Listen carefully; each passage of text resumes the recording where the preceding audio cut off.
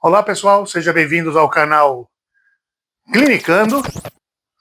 Eu sou o professor Caetano e hoje nós vamos falar sobre um tema muito interessante, muito importante para o clínico geral, para o odontologista, para o odontólogo, para o profissional que vai executar procedimentos na cavidade bucal. Hoje nós vamos falar sobre a osteonecrose medicamentosa. Pois é, pessoal, esse assunto ele é muito importante, que o colega saiba muito bem o que é essa situação que pode trazer grandes problemas para o paciente, como consequência, como efeito colateral de um tratamento médico. Esse assunto, osteonecrose medicamentosa, ele é tão importante que eu coloquei aqui no meu livro Estomatologia Clínica. Você pode comprar este livro, ele está aqui num dos capítulos aqui que eu coloquei, mostrando a importância, casos clínicos desta situação. Você pode comprar o livro Estomatologia Clínica, aqui no link da descrição do vídeo. Não esqueça de fazer o seu Pix, aproveitar a promoção de desconto, de lançamento do livro, e coloque, depois do Pix, mande um e-mail para caetanobaptista@gmail.com. A chave Pix também está no link, ou aqui, que eu vou deixar na tela. A chave Pix é caetanobaptista@gmail.com, que é o e-mail. Então você tira a imagem do comprovante, envia para o meu e-mail com o seu nome completo e endereço, para eu saber aí como é que eu vou mandar o livro para você, tá certo? Então vamos falar hoje sobre a osteonecrose medicamentosa. A osteonecrose é uma situação que ocorre no osso, quando esse osso ele é infectado por alguma forma. Pode ser uma extração dentária simples, pode ser uma manipulação periodontal um pouco mais intensa, mais profunda, que pode levar bactérias que estão na boca, levar para dentro do tecido e ele ganhar o osso. E aí o que acontece? Por que dá osteonecrose por medicamento? É muito comum, hoje em dia, o tratamento da osteopenia pelos médicos. Então, ou seja, ele vai tratar a perda excessiva de osso que uma pessoa tem. E muitas vezes o arsenal terapêutico que ele usa é o bisfosfonato. As medicações que contêm o bifosfonato, que é essa estrutura química que você está vendo aí, ela é característica por conter na sua fórmula, na sua estrutura química, 2 átomos de fósforo, né? Essa substância, o bifosfonato, e aí eu vou deixar uma tabelinha mostrando vários tipos de bifosfonatos, né? E medicações que interferem no metabolismo ósseo, para você ficar atento. O que acontece? Se você usa esse medicamento, a pessoa que está com osteopenia, muitas vezes ele é utilizado também para o tratamento de câncer, para suprir ou para tratar metástase ósseas ou lesões ósseas. Ele é muito utilizado para esse tipo de coisa e ele pode trazer por um lado, é uma melhora da parte de osteopenia, né? Ou seja, também para o tratamento de câncer ósseo. Ele é utilizado, ele funciona bem e é isso que se espera desse medicamento. O que ele faz? Ele inibe a reabsorção óssea. Isso vale para o corpo todo e também no complexo maxilo-mandibular. Esse medicamento ele consiste no mecanismo de ação que é a inativação da função do osteoclasto. O osteoclasto ele tem a função de reabsorver o osso de uma forma fisiológica, de uma forma normal. O nosso osso ele tem um metabolismo dinâmico.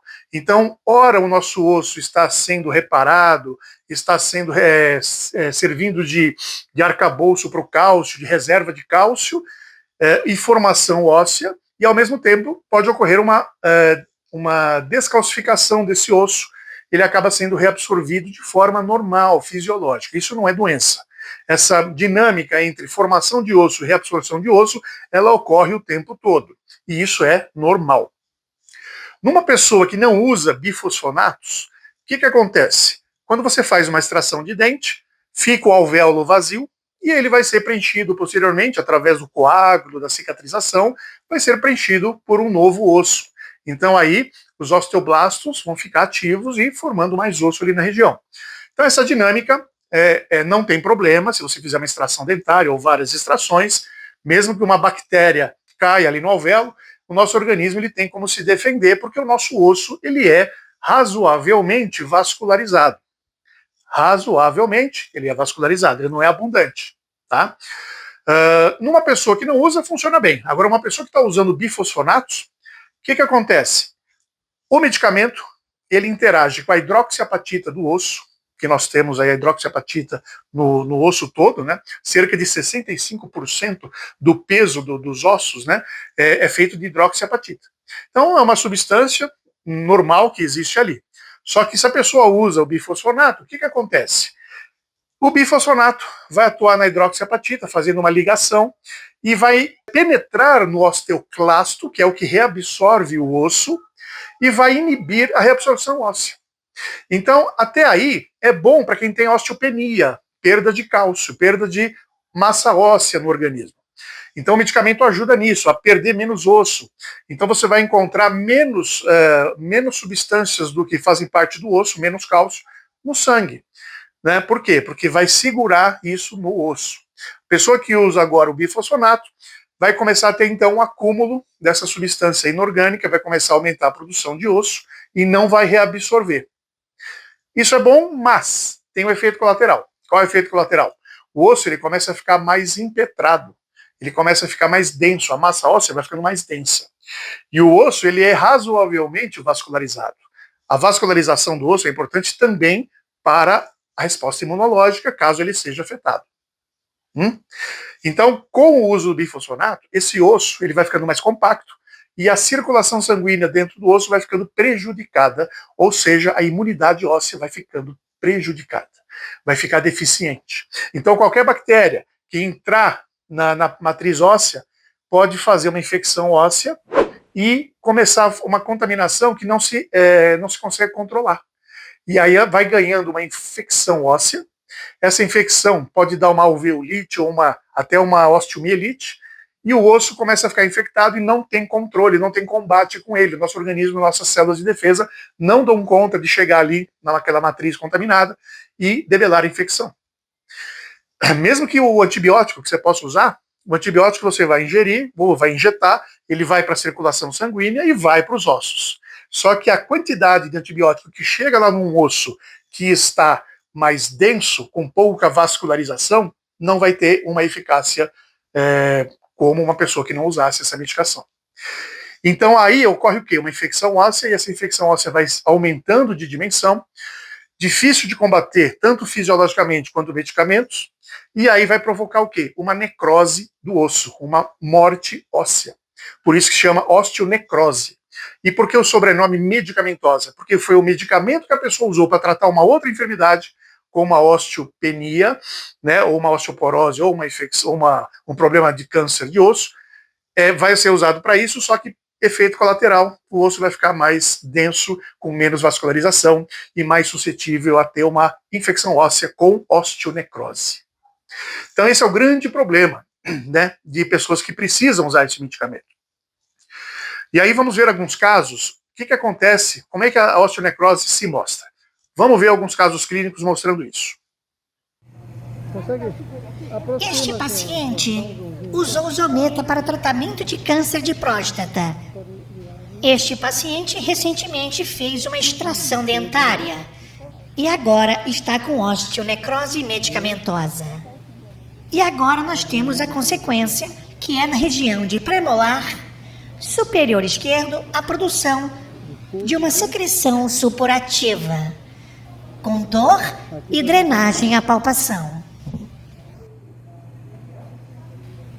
Foi feita a tentativa de osteotomia e medicação antibiótica para tentar esconder o osso exposto.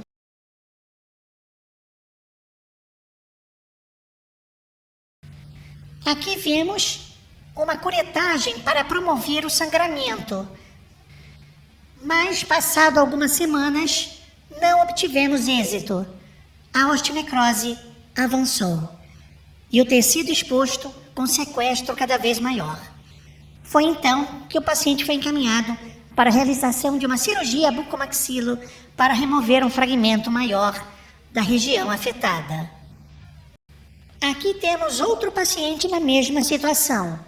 Utilizou Zometa para tratamento de câncer de próstata e depois fez uma extração dentária, ocasionando a osteonecrose medicamentosa. Aqui nós temos outro caso de uma paciente, só que agora fazendo uso de alendronato para o tratamento de uma osteoporose. Ela apresentou edema na região inferior anterior de mandíbula, com ponto de flutuação, uma fístula. No exame físico extrabucal, é possível verificar uma fístula extraoral. Na radiografia panorâmica, podemos observar uma imagem radiopaca cercada por uma imagem radiolúcida, sugerindo sequestro ósseo decorrente da osteonecrose.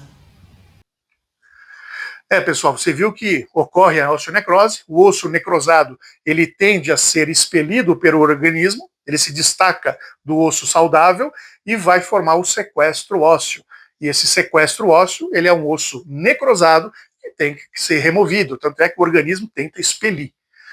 E às vezes a gente tem que ajudar a remover aquele osso sequestrado através de uma cirurgia. E aí fica um ciclo vicioso, quer dizer, a pessoa fez alguma extração dentária, alguma manipulação que expôs um pouco do osso e a bactéria penetrou. E aí o que nós vamos fazer? Tirar o osso necrosado. Mas quando você tira o osso necrosado, a gente tem medo que volte a contaminar novamente e fazendo um estrago ainda maior. Então, esse é o grande problema de você manipular um paciente, seja com uma extração dentária, cirurgia de remoção de toros, ou uma cirurgia óssea, ou uma cirurgia periodontal mais profunda, que expõe o osso, você tem o risco da osteonecrose, tá certo? E aí, como é que faz? Nós estamos nos perguntando isso até hoje. Como é que faz? Vamos supor que a pessoa usa a via oral dessa medicação dos bifosfonatos. Ela usa a medicação via oral. Ela vai usando por um período de tempo, pelo menos aí alguns meses, uns 6 meses, e isso já alterou o osso, deixou o osso já mais compacto. E aí a pessoa corre esse risco, ela já tem um risco potencial de se desenvolver uma osteonecrose. Então a gente tem como conduta conservadora não mexer em osso de pessoas que estão ou que usaram esse medicamento. Mas e se a pessoa usou por 6 meses, depois ela parou 1 ano? Depois de 1 ano eu posso mexer? Honestamente, a gente evita ao máximo. Por quê? Porque pode ocorrer a osteonecrose. Poxa, mas não tem nenhum um exame que a gente possa pedir para que mostre que a reabsorção óssea voltou a funcionar de forma fisiológica, mesmo que o paciente parou de usar o bifosfonato? Existe um exame chamado CTX. O CTX é um exame que mostra a intensidade de uma reabsorção óssea ou não, se ela está acontecendo ou não. Quando o CTX apresenta números baixos, mostra o quê? Que está tendo sucesso num tratamento para recuperar o osso, mas potencial alto para dar osteonecrose. Então, quando o CTX está com um número baixo, significa o quê? Tem pouca reabsorção óssea. Está tendo mais neoformação do que reabsorção óssea. Então, isso é um risco para a osteonecrose.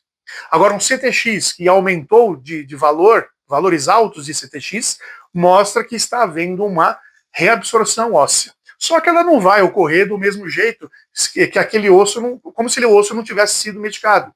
Então, assim, existe o risco ainda, mesmo assim com CTX alto, existe o risco, porque o osso que foi alterado, que foi condensado, ele não vai perder, não vai reabsorver da mesma forma que aconteceu a neoformação óssea. Então, o risco, ele ainda existe. Mesmo com CTX alto, o risco existe. É claro que a tendência é dizer que é menor o risco, mas ele ainda existe. Então, pessoas que tiveram, depois interromperam medicação por 1 ano, 5 anos, claro que, teoricamente, quanto mais anos acabou passando, que a pessoa não usou mais essa substância dos bifosfonatos, seria pouco menor o risco de osteonecrose. Mas não é isento. Não dá para confiar só no exame CTX. Então, qual que é a solução? É evitar as extrações dentárias, evitar manipulação óssea em pacientes que fizeram uso de medicação oral, medicação injetável. A injetável, ela ainda é um pouquinho mais potente, né? Então, teoricamente, o efeito colateral é maior de ocorrer uma osteonecrose. Mas, as duas formas, via oral ou injetado, ou até subcutânea, pode dar risco para acontecer esse problema. Por quê? Porque o osso foi alterado. O osso ele ficou mais impetrado, ficou mais denso. E aí, mesmo que a pessoa volte a reabsorver o osso e interrompa a medicação, aquela alteração óssea não vai ficar normal como era antes. Então, este é o risco da osteonecrose medicamentosa. Tá certo? Então, como é que eu faço o diagnóstico da osteonecrose? Primeiro, anamnese. Por isso que eu estou deixando uma tabela aí para vocês dos bifosfonatos, dos vários tipos que tem aí, dessa categoria. Então, se o paciente na anamnese relatar que ele está fazendo uso dessa medicação ou fez uso dessa medicação, tem que acender um alerta e torcer para que não precise de uma intervenção cirúrgica em osso. Puxa, mas e o CTX, então eu não preciso pedir? Não, você pode pedir para tentar minimizar o risco, mas saiba que ele existe, né? Então, quais são as condutas? Primeira coisa, precisa fazer a extração dentária, precisa intervir no osso de forma cirúrgica, expor esse osso às bactérias da flora bucal? Como é que eu faço? O que você faz? Faz o exame de CTX, se o valor estiver alto, o risco é um pouco menor.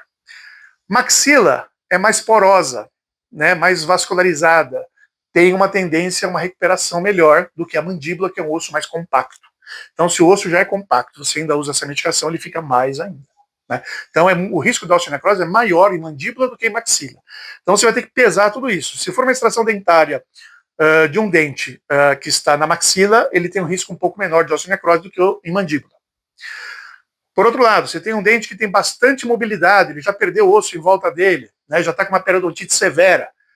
O risco é menor de eu tirar um dente com mobilidade, expondo menos, manipulando menos aquele osso, do que uma cirurgia que você tem que expor o osso, às vezes fazer uma osteotomia e tal, é mais risco. Então, dentes com periodontite, eles tendem a ficar mais presos no tecido periodontal, em gengiva, do que firmemente no osso. O risco é um pouco menor. Aí você faz o CTX para você estar amparado um pouquinho, saber o risco que está acontecendo. Se tiver um CTX muito baixo, evita naquele momento, e depois de meses, pode repetir o exame CTX, e se ele estiver com valores mais altos, o risco é menor para a osteonecrose, mas ele existe, tá? Outra coisa, o CTX ele serve até como um documento legal, porque mesmo que aconteça de você fazer a cirurgia direitinho, no ambiente, fazendo sepsia da região, tomar cuidado com a manipulação e tal, você vai estar mostrando que você se preocupou de pedir um exame. Então, legalmente, você pode se respaldar um pouquinho. Falar, ó, eu fiz o exame, o CTX estava alto, foi mais seguro, um pouco menos risco, eu consegui passar por isso e resolveu. Agora, se der um pepino, se mesmo assim der uma osteonecrose, você tem que ter isso guardado, porque isso pode gerar no futuro um tipo de processo. O paciente que tem a osteonecrose, ele muitas vezes vai perdendo muito osso, muitas cirurgias vão ser necessárias para corrigir e torcer para que cicatrize e não se contamine mais aquele osso. Agora, se nada disso acontecer, o paciente vai perdendo osso, perdendo, né, regiões anatômicas importantes, muitas vezes precisa de mutilando o paciente, tirando cada vez pedaços maiores de osso, né, para você tentar conter a infecção. Por isso que eu falo, evite mexer em pacientes que fazem uso dessa medicação. Tá? Então, anamnese bem feita, saber as medicações que o paciente usa, às vezes ele esquece, ele pensa que problema de saúde é pressão alta, diabetes, essas coisas assim, e esquece de falar que ele está tomando remédio para uma osteopenia, por exemplo, ou uma osteoporose. O paciente às vezes esquece, por quê? Porque ele não sente nada, está sendo tratado, o médico está falando que está recuperando o osso, que está indo bem, ele acha que não precisa falar essa medicação. Por isso que eu costumo, na anamnese, instigar. Eu costumo perguntar, tem algum problema de saúde? Se o paciente falar não, eu insisto, toma algum remédio? E às vezes ele fala, remédio eu estou tomando, vitamina, estou tomando... aí ele fala lá, zometa, que é um tipo de bifosfonato, alendronato, e aí sim vai. Então, a anamnese é importante você instigar se o paciente está tomando medicação para osso. Eu costumo perguntar assim, aí eles acabam falando, tá? E, então, além do respaldo de você ter uma anamnese boa, você procurar ser o mais estéril no seu procedimento possível e manter uma antisepsia muito adequada, você peça o exame CTX, garanta pelo menos que ele esteja nos níveis mais altos, tá? Para correr menos risco, mas lembrando mais uma vez que o risco existe. E se você estiver apto de fazer uma extração no paciente, mesmo assim, consciente disso, o paciente topar, explique para o paciente os problemas que podem ocorrer, para ele não ter surpresa, e saber que é um risco que ele está correndo, que ele concorda, faça ele assinar um termo que ele está ciente dos efeitos colaterais daquele procedimento cirúrgico. E outra, uma vez que acaba dando esse problema da osteonecrose, você pode até tentar no consultório tentar corrigir através de eliminar o sequestro, tentar fazer uma medicação tópica, uma medicação sistêmica antibiótica. Você pode tentar contornar, mas vai chegar uma hora que, se precisar ficar fazendo mais cirurgias, ele vai ter que sair do âmbito de consultório e ir para âmbito hospitalar. Muitas vezes precisar de uma cirurgia mais mutilante. Então o paciente tem que estar ciente disso, e geralmente o profissional que fez aquela extração, ele acaba não assumindo esse tratamento. Então o paciente tem que estar informado por escrito que, se der algum problema e não conseguir ser corrigido no consultório, ele será encaminhado para o hospital. E aí você tem que mostrar para ele o seguinte: você tem condição de ir para um hospital, de pagar um hospital? Tem convênio para ir para o hospital? Tem como eu colocar esse paciente no SUS para ele conseguir conseguir o atendimento no hospital? Tudo isso tem que ser conversado antes de você se aventurar numa cirurgia como essa. Tá certo? Basicamente, o que eu queria falar sobre osteonecrose medicamentosa é isso. Mais uma vez, esse assunto está no livro Estomatologia Clínica, que estamos lançando, ok? E estude o caso, né, se certifique de todas essas alterações, e se você achou esse vídeo útil, ou curioso, ou interessante, compartilhe, se inscreva no canal Clinicando e adquira o nosso livro para maior informação no seu dia a dia, no atendimento de pacientes com problemas bucais, ok? Muito obrigado e até o próximo. Para adquirir o livro Estomatologia Clínica, basta escanear o QR Code, enviar o comprovante para caetanobaptista@gmail.com. Informe o seu nome completo e endereço para enviar o livro. Muito obrigado e até o próximo.